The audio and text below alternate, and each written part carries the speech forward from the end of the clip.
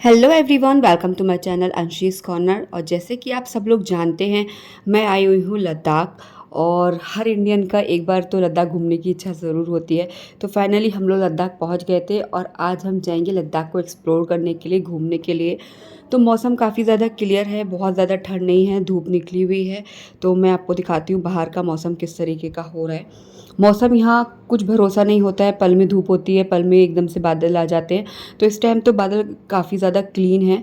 तो हम लोग जाएंगे लद्दाख के 50 किलोमीटर्स के आसपास की चीज़ों को घूमने के लिए, जो कम से कम 5 से 6 हैं। तो उन्हें घूमने में आज हमें पूरा दिन लगने वाला है। तो वीडियो को लास्ट तक ज़रूर देखिएगा, आप लोग बहुत ज़्यादा एंजॉय करने वाले हैं और हमारे साथ एक्सप्लोर कीजिएगा लद्दाख को।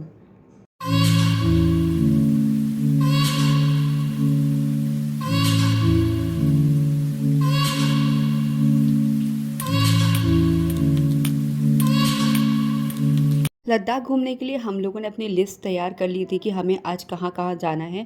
तो काफ़ी ज़्यादा चीज़ें ऐसी थी जो एक्सप्लोर करने के लिए थी लद्दाख के ही अंदर। आप लद्दाख मतलब लद्दाख के मेन मार्केट से 50 किलोमीटर्स के आसपास आराम से घूम सकते हैं। ज़्यादा दूर जाने में हमें आना और जाने में काफ़ी ज़्यादा प्रॉब्लम हो जाएगी।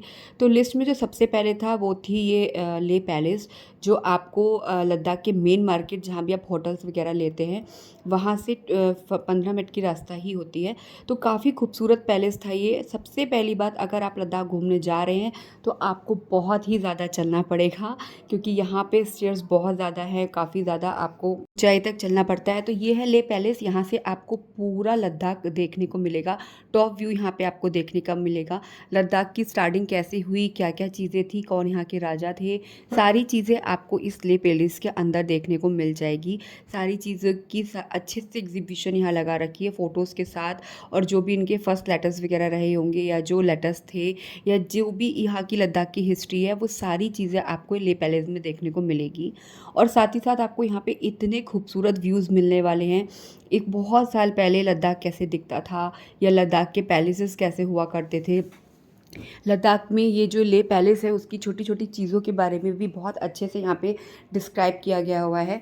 तो बहुत खूबसूरत है, नज़ारे बहुत ही ज़्यादा खूबसूरत है। ये है पूरा टॉप व्यू जो आप देख सकते हो, पूरा लेह लद्दाख यहाँ से दिख रहा है।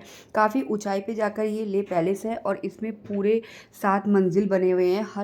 हर मंजिल पे उन्होंने उस चीज़ को डिस्क्राइब किया हुआ है कि यहाँ पे ये चीज़ कैसे बनाई गई है, विंडोज़ इतनी छोटी क्यों हैं, गेट इस तरीके के क्यों हैं, उस ज़माने में कैसे लोग रहा करते थे, क्या क्या किया करते थे, वो सारी चीज़ें बहुत अच्छे से यहाँ पर डिस्क्राइब की गई है। साथ ही साथ आपको 3rd फ्लोर पर एक रूम भी मिलेगा जहाँ पर वो उनका टीवी चल रहा है और उस पर वो आपको पूरी सीरीज़ दिखाते हैं कि किस तरीके से आप यहाँ क्या क्या कर सकते हैं। साथ में यहाँ पे गौतम बुद्ध का स्टैचू भी है, वहाँ पे भी आप जा सकते हैं, देख सकते हैं। काफ़ी अच्छी खासी चीज़ें यहाँ पे ले पैलेस में मिल जाएंगी।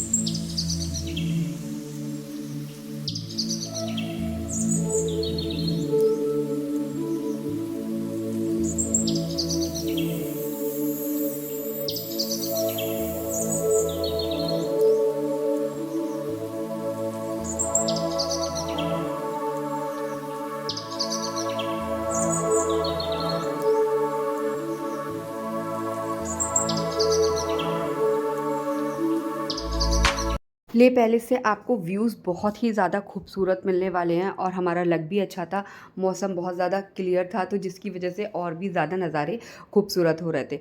लेह पैलेस के बाद हम और भी चीज़ों तक जा सकते थे, जो वहाँ से 25 किलोमीटर 50 किलोमीटर्स के ही दायरे में थी। तो लेह पैलेस से निकलने के बाद हम लोग चले गए थे रैंचो स्कूल, जो आपको मनाली रोड पे पड़ता है। अगर आप लोग लेह से मनाली जाएंगे तो उसे आप तब भी कवर कर सकते हैं, बट हम लोगों ने पहले ही इन सारी चीज़ों को कवर कर लिया था, क्योंकि एक दिन हमने लेह में आराम से स्टे किया था।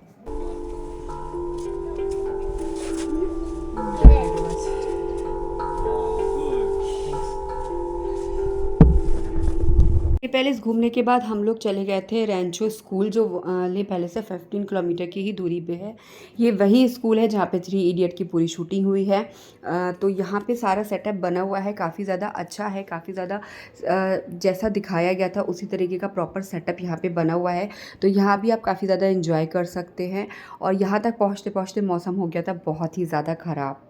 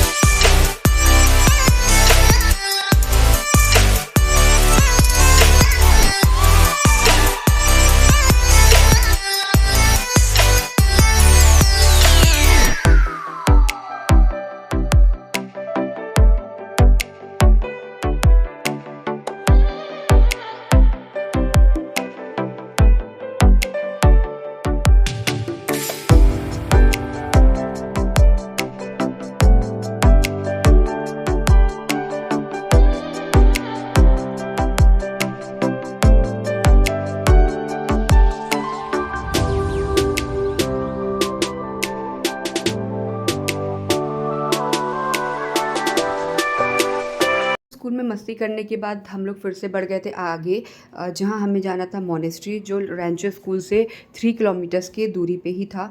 तो मोनेस्ट्री जाने के लिए आपको अपने अंदर बहुत ज़्यादा पावर चाहिए, क्योंकि यहाँ पे मोनेस्ट्री बहुत ज़्यादा हाइट पे होती हैं। तो हम जिस मोनेस्ट्री पे गए थे, यहाँ हाइट्स बहुत ज़्यादा थी, काफ़ी ज़्यादा स्टेयर्स थी, बहुत सारी सीढ़ियाँ चढ़ के आपको ऊपर जाना पड़ेगा। हमारी हैबिट बिल्कुल भी नहीं थी ऊपर जाने के लिए, बट लेह आए हैं, लेह आकर अगर हमने वहाँ की फेमस चीज़ें ही नहीं देखी तो फ़ायदा क्या है, क्योंकि हर इंडियंस का एक बार तो ले जाना का सपना होता ही है, और एक बार में जाके आप जितना कर सकते हैं उसे अपने सपने को पूरा ज़रूर कीजिएगा, क्योंकि बार बार इस जगह जाना पॉसिबल नहीं हो पाता है।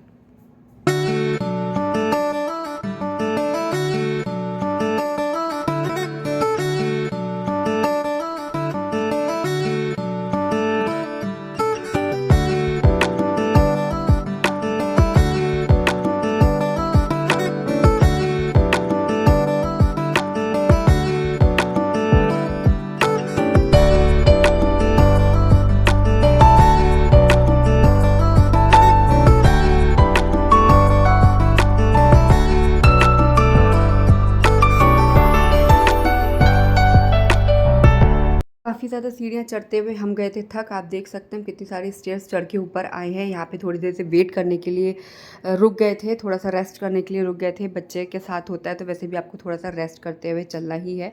बाकी अभी हमें यहाँ ऊपर और जाना है, लेकिन नज़ारे आपको यहाँ से भी बहुत खूबसूरत मिलने वाले हैं।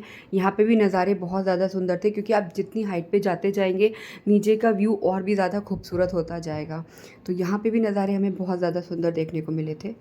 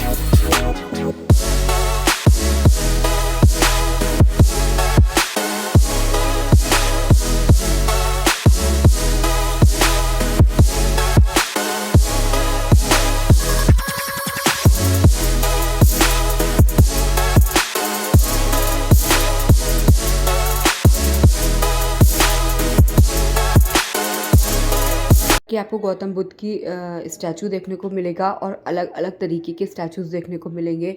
अलग-अलग मुद्राओं में ये चीज़ें देखने को आपको मिलेंगी, जिसे समझना हमारे लिए थोड़ा-सा मुश्किल है। वहाँ बैठ के आपको थोड़ा-सा टाइम देना ही पड़ेगा इन चीज़ों को समझने के लिए। बट बहुत ही ज़्यादा कलरफुल था, बहुत ही ज़्यादा खूबसूरत था। वहाँ के काफ़ी ज़्यादा लोग थे जो चीज़ें को समझा रहे थे कि ये चीज़ इस तरीके की होती है या वैसे होती है। तो बहुत ज़्यादा अच्छा है, काफ़ी ज़्यादा लोग वहाँ के अच्छे हैं, आपके साथ काफ़ी ज़्यादा हेल्प करते हैं आपकी इन चीज़ों को समझने के लिए। तो ये आप देख सकते हो यहाँ पे तस्वीरें, जो भी स्टैचूज़ हैं वो बहुत ही ज़्यादा यूनिक थे, काफ़ी सुंदर हैं और बहुत ही बड़े हैं।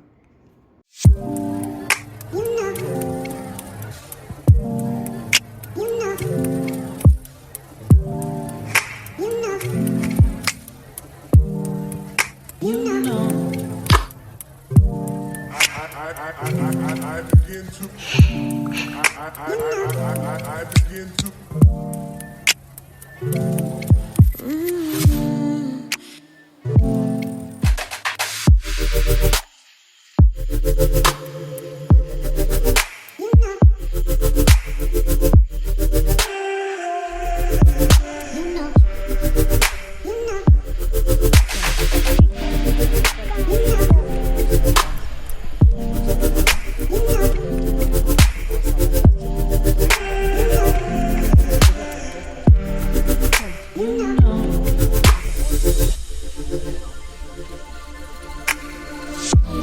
It's so special. Boy, how it feels when I'm with you. You got me doing things I never thought I'd do. Just so you know, ain't never let you go. You're mine, oh. Just so you know, you're mine for sure. हमारे यहाँ पंडित जी वगैरह होते हैं, वैसे यहाँ पे भी ये सब है। तो अगर आप अपनी कुंडली वगैरह दिखाना चाहते हैं या इस मोटिव से आते हैं तो यहाँ पे भी आप दिखा सकते हैं। इस मोनेस्ट्री में बैठ के आप देख रहे हैं चारों तरफ इस तरीके का बना हुआ है माहौल, और ये देखिए आप इस तरीके से वो लोग कुंडली वगैरह देख रहे हैं। ये इनकी चीज़ें हैं, ये इस तरीके से यहाँ देख रहे हैं। तो जिसे नहीं मालूम है और अगर वो यहाँ आके सब चीज़ें दिखाना चाहता है तो अपने पहले से तैयारी करके आए। हमें ये सब चीज़ें नहीं दिखानी थी क्योंकि हमें इन चीज़ों में कोई ख़ास इंटरेस्ट नहीं था। बट यहाँ हमें जो चीज़ें देखनी थी वो बहुत ज़्यादा खूबसूरत थी, बहुत ज़्यादा यूनिक थे। इनकी छोटी-छोटी सी खिड़कियाँ थी जिसके बाहर बहुत प्यारे नज़ारे थे देखने के लिए। बहुत ज़्यादा सुंदर चीज़ें थी। तो आपको सुंदरता तो यहाँ बहुत ज़्यादा मिलने वाली है देखने के लिए। कलर्स तो बहुत हैं, बहुत ही कलरफुल लद्दाख मुझे लगा है। तो बहुत ज़्यादा सुंदर है, तो इन चीज़ों को विज़िट ज़रूर कीजिएगा। ये आप अगर लेह से मनाली जाते हैं तो उस रोड पे भी पड़ जाएंगी, बट हमने ये पहले ही देख लिए थे।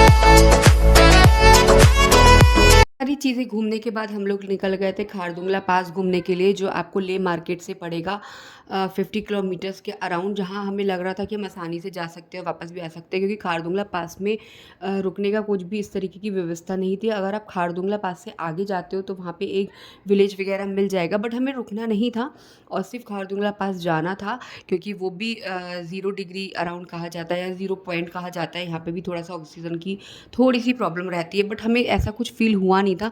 लेकिन ठंड बहुत ही ज़्यादा थी, बर्फ़ वहाँ पे ऑलरेडी बहुत ज़्यादा पड़ी भी थी, तो ठंड तो वहाँ होनी है। और यहाँ की लद्दाख की ठंड बहुत ही ज़्यादा सूखी है। लद्दाख की ठंड में आपको बहुत ज़्यादा ड्राइनेस फ़ील हो सकती है। साँस अगर लेंगे तो नोज़ में थोड़ी-सी प्रॉब्लम आपको ड्राई लगेगी, और खाँसी वगैरह अगर हो रही है तो वो भी काफ़ी ज़्यादा ड्राई हो जाती है, क्योंकि यहाँ पेड़ वगैरह बहुत कम है, जिसकी वजह से ऑक्सीजन लेवल भी थोड़ा-सा डाउन है।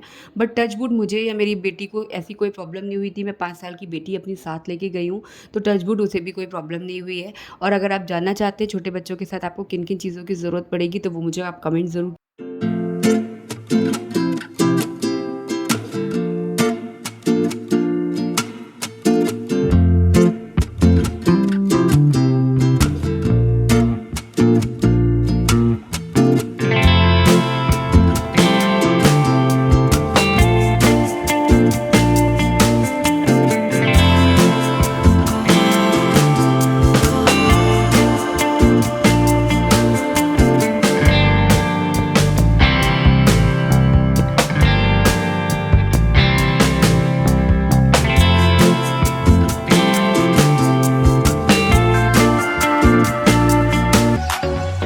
तो ये है खारदुंगला पास का मेन पॉइंट। यहाँ पे सारी चीज़ें दे रखी हैं, आप कहाँ जाना चाहते हैं, सब चीज़ें हैं।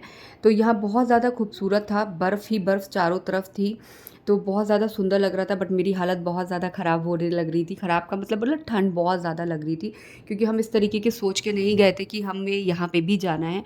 बट हमारे पास टाइम थोड़ा बचा हुआ था, तो हम लोगों ने सोचा चलो ये भी हम एक बार एक्सप्लोर कर लेते हैं। बहुत ज़्यादा खूबसूरत है। मेरे हिसाब से एक ना एक बार हर किसी को लद्दाख ज़रूर आना चाहिए। मैंने अपना काफ़ी ज़्यादा टाइम वेस्ट कर दिया था यहाँ आने के लिए, बट यहाँ सच में ऐसी कोई प्रॉब्लम नहीं होने वाली है कि आपको सांस नहीं आनी है या आपको कोई प्रॉब्लम होगी।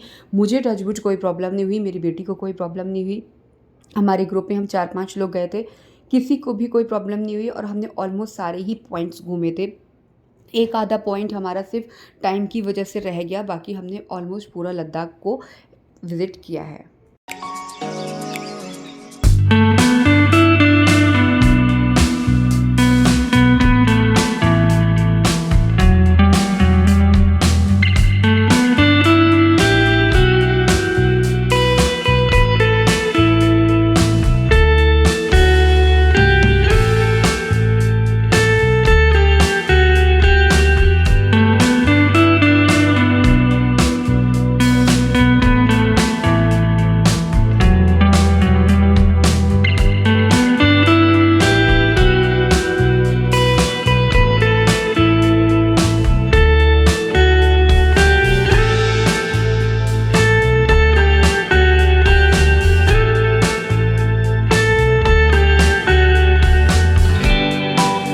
बाद होटल पे आने के बाद भी हमारे पास थोड़ा शाम का समय बाकी था, तो यहाँ पे हाँ, ये प्रॉब्लम्स आप लोगों को ज़रूर हो सकती है। काफ़ी सारी चीज़ें यहाँ पे, थोड़ी-सी चढ़ाई वाला सिस्टम है, जो कि हिल स्टेशंस पे होता ही है।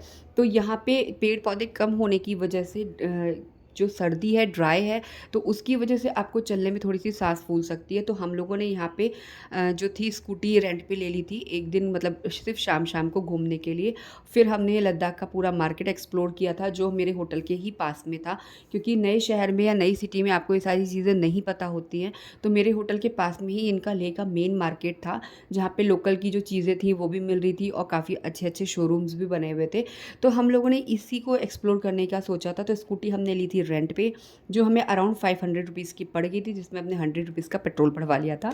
उसके बाद हमने ये मार्केट एक्सप्लोर किया, जिसके नज़ारे शाम को बहुत ही ज़्यादा खूबसूरत लग रहे थे।